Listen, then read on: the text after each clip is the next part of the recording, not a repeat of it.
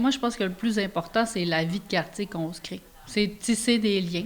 L'éco-quartier est un collectif citoyen du centre-ville de Chicoutimi. Fondé en 2009 sur le principe d'éco-citoyenneté, l'organisme s'est donné pour mission d'améliorer la vie en centre-ville par des moyens respectueux de l'environnement.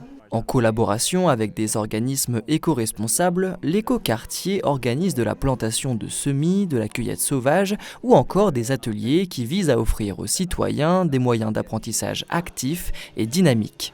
On essaie de faire des partenariats avec tous ces gens-là pour augmenter l'influence qu'on peut avoir sur la société. Parce qu'on sait que si on influence une personne, cette personne-là va influencer 3 autres, et ainsi de suite. Ça fait la courbe de gaz va bouger vers la sensibilisation.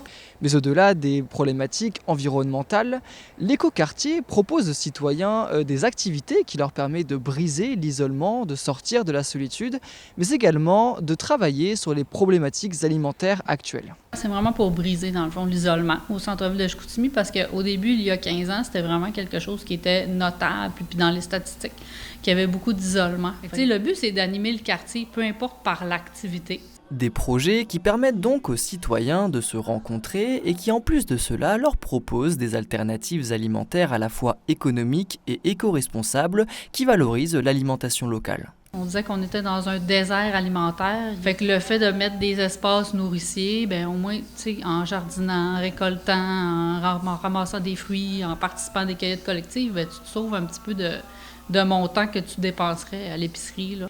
16 ans après sa création, Émilie Simard souhaite que la population se serve de l'éco-quartier comme d'une plateforme citoyenne, donnant la possibilité de faire naître les projets qui leur tiennent à cœur, comme cela a été le cas pour les pique-niques électroniques au parc Rosaire-Gautier.